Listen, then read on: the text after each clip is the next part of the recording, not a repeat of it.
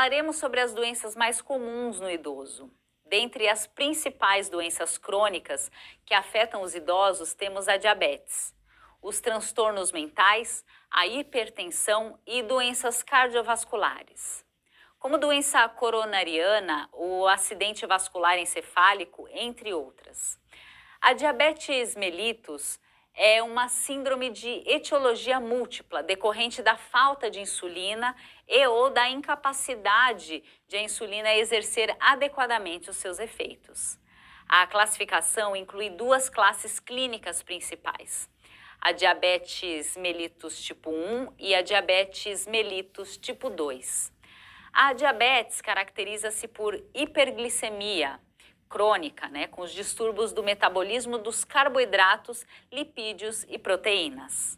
A classificação atual da diabetes é baseada na etiologia e não no tipo de tratamento. Portanto, os termos diabetes insulino dependente e diabetes insulino independente devem ser eliminados. A manifestação clínica tem como sinais e sintomas clássicos: poliúria, o indivíduo urina com bastante frequência; polifagia, aumento do apetite; polidipsia, que é o aumento da necessidade de beber água; emagrecimento acelerado e fadiga.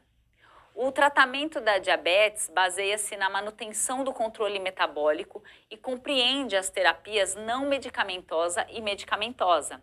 O controle clínico metabólico inclui o controle glicêmico. A discreta redução de peso de 5 a 10% do peso com a manutenção do peso perdido, aumento da ingestão de fibras, restrição energética moderada, restrição de gorduras, especialmente as saturadas, e aumento de atividade física regular podem beneficiar o paciente diabético.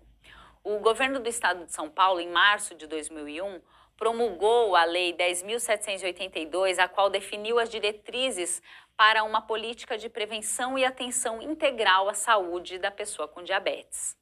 Em 29 de setembro de 2007, entrou em vigor a Lei Federal número 11.347, em 2006, a qual dispõe sobre a distribuição gratuita de medicamentos e materiais necessários à sua aplicação e à monitoração da glicemia capilar aos portadores de diabetes.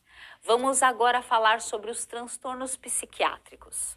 A literatura aponta que são divididos em estruturas e não estruturais. Os estruturais têm uma origem orgânica com base anátomo-clínica e causas conhecidas como demências, retardo mental, as epilepsias com comprometimento psiquiátrico, as psicoses, esquizofrenia e transtornos de humor, afetivos e dependência ao álcool e às drogas. Já os transtornos psiquiátricos não estruturais não têm origem orgânica, nem base anátomo-clínica, como os transtornos neuróticos. Dentre as funções cognitivas que alteram e fortalecem o estágio de demência, destacam-se a memória, atenção, concentração e habilidade psicomotora, entre outras. Dentre as doenças dos idosos, a mais comum é a hipertensão arterial sistêmica. É o mais importante fator de risco cardiovascular modificável, estando associada a condições bastante frequentes em idosos. Já a incontinência urinária é a perda do controle da bexiga.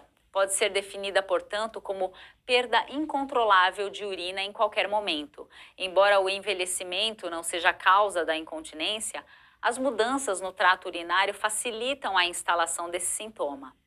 Não existe apenas um tipo de incontinência. Ela pode acontecer por problemas de armazenamento de urina, de esvaziamento ou ambos.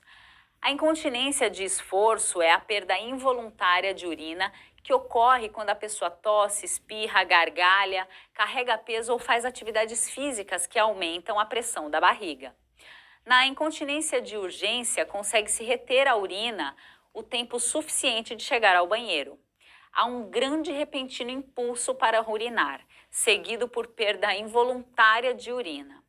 Na presença dessa incontinência, a habilidade em retardar o esvaziamento da bexiga, normalmente existente, fica reduzida ou perdida. A incontinência paradoxal corresponde a pequenas perdas de urina por uma bexiga que está sempre cheia.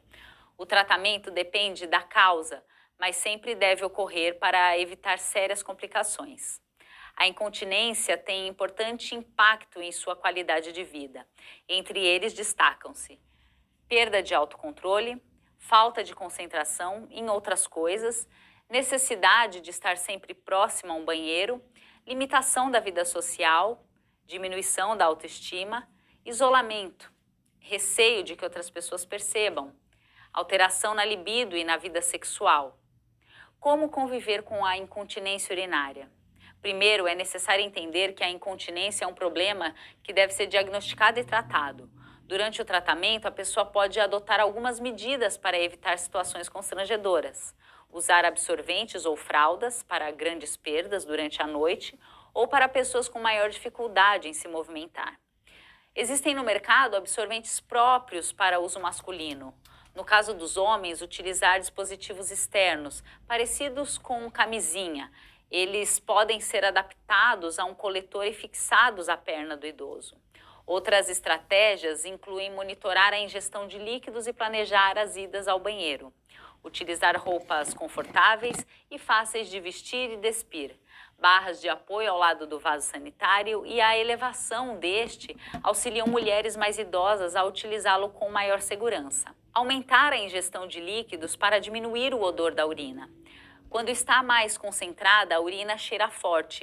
Superfícies impermeáveis e alguns móveis ou na cama podem auxiliar a higiene em caso de perdas urinárias. Esse foi um resumo das principais doenças verificadas em idosos.